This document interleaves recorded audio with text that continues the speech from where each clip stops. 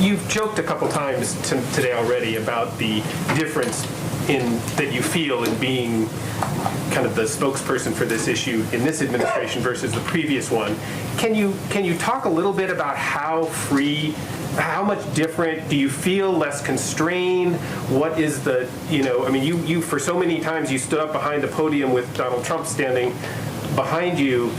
That was a different feeling, I'm sure, than it is today. Can you talk a little bit about how you feel kind of released from what you had been doing for the last year?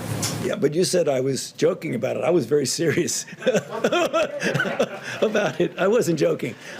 No, actually, I mean, obviously, I don't want to be going back, over history, but it was very clear that there were things that were said, be it regarding things like hydroxychloroquine and other things like that, that really was uncomfortable because they were not based on scientific fact. I can tell you, I take no pleasure at all in being in a situation of contradicting the president. So it was really something that you didn't feel that you could actually say something and there wouldn't be any repercussions about it. The idea that you can get up here and talk about what you know, what the evidence, what the science is, and no, that's it. Let the science speak. It is somewhat of a liberating feeling. Well, one of the new things in this administration is if you don't know the answer, don't guess. Just say you don't know the answer. No, I'm not going to pretend to know what Dr. Fauci's thinking, but I'm going to go out on a limb and say that he's probably been waiting a long time to say what he just said. This comes after the better part of a year wherein the nation's premier immunologist was effectively muzzled by the Trump administration for committing the cardinal sin of not pretending that everything was A-okay with the pandemic wreaking havoc across the country. And this was a precedent that began almost immediately within the previous administration. A precedent that started before we even had a single death, when Trump tried to block a cruise ship with infected Americans aboard from docking because he didn't want his numbers to go up. They would like to have the people come off. I'd rather have the people stay, but I'd go with them. I told them to make the final decision. I would rather, because I like the numbers being where they are. I don't need to have the numbers double because of one ship. That wasn't our fault. And it wasn't the fault of the people on the ship either. Okay? It wasn't their fault either. And they're mostly Americans, so I can live either way with it. I'd rather have them stay on, personally. And that basically set the stage for the rest of the Trump administration's response to coronavirus, where it wasn't so much about actually containing the virus as it was pretending that it was contained. It was a PR effort with nothing to actually back it up. And so Trump and his mouthpieces would come out during task force press briefings that effectively doubled as campaign rallies to claim that it was contained, that cases were on their way down to zero, that it would go away with the heat, that it was miraculously disappearing. Why? Because there was an election coming up and Trump didn't want anything to endanger his chances at the ballot box. And so because working to contain the virus would be a tacit admission that it actually exists, Trump opted instead to run a disinformation campaign and pretend that everything was being solved, thereby ensuring that it wouldn't get solved. And that culminated into Trump referring to Dr. Fauci as an idiot and claiming that, quote, people are tired of COVID. This, yet again, came after Dr. Fauci warned Americans to hunker down and brace for a difficult winter. All the while, Trump was still trying to will into reality this mistaken notion that we were somehow rounding the corner, even as cases continued to spike to otherwise unimaginable levels. Apparently, the other side of that corner we were rounding was the edge of a cliff. All the while, Dr. Fauci's frustration was beyond evident, and yet knowing how small and petty and vindictive Donald Trump is, he was limited in what he could say, considering there was little doubt that Trump would fire him otherwise. And he himself knew that remaining in his position as director of the National Institute of Allergy and Infectious Diseases was far more important than the momentary satisfaction of putting Trump in his place, which is why the pushback was usually along these lines. The president today insisted that the U.S. is doing great when it comes to handling this virus compared to the rest of the world. I mean, empirically, that's not true. The U.S. is currently, according to official numbers, the global leader in cases, the global leader in deaths. For context, the U.S. has about 4 to 5% of the world's population, 4 to 5% of the world's population, but we have about 25% of the world's COVID-19 deaths.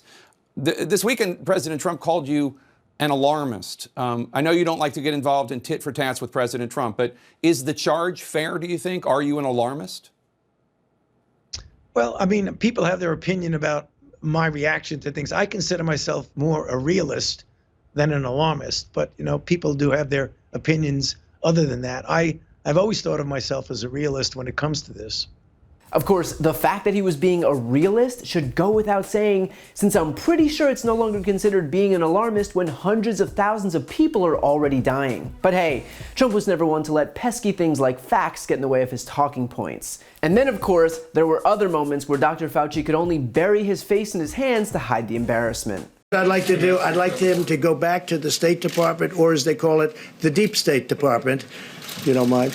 I'd like to have him go back and do his job. So does anybody have any question? Please. Mr. Secretary, can I ask you? It wasn't until Trump brought Scott Atlas aboard as his top coronavirus advisor, who went on to deny the effectiveness of masks and discourage testing, that Dr. Fauci sounded a little more adversarial, saying, quote, "I have real problems with that guy. He's a smart guy who's talking about things that I believe he doesn't have any real insight or knowledge or experience in.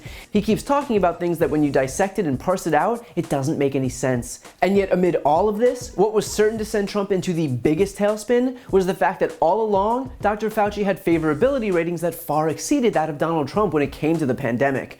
According to the latest CNBC poll, a staggering 72% of Americans approved of the job Fauci was doing versus 41% who approved of Trump. So for a guy who lives and breathes for the validation of others, Trump seeing Dr. Fauci with nearly double the approval rating that he had meant only one thing, that Dr. Fauci was his opposition. Never mind the fact that the reason Dr. Fauci's approval ratings were high was the fact that he dared to tell the truth. No, Trump wasn't interested in learning any type of a lesson, opting instead to just sideline him. Because this was never about the safety of Americans, it was only about Trump's ego. And so now, only hours into Biden's administration, you can see the relief in Dr. Fauci's face and hear it in his voice. And as we move forward, there will be no more mask denialism, no more miracle cures, no more hydroxychloroquine or bleach, no more lies under the guise of being a, quote, cheerleader for the country. We're gonna get honesty. And at times it'll be difficult to hear, there will be bad news, it'll likely get worse before it gets better, but it'll be the truth. The simple fact is that we can't fix a problem without acknowledging that it exists. And for the first time since this outbreak exploded onto our shores, we have an administration, along with advisors like Dr. Fauci, who are committed to telling the truth and actually finding solutions instead of selling us non-existent ones. While you're here, please check out my podcast, No Lie with Brian Tyler Cohen. I take a deep dive into the top stories of the week, and I also interview major players in the world of politics, like Kamala Harris, Adam Schiff, Nancy Pelosi, Pete Buttigieg, Katie Porter, Al Franken, Cory Booker, Jamie Harrison, Mary Trump, and many more. Again, that's No Lie with Brian Tyler Cohen, available anywhere you listen to podcasts.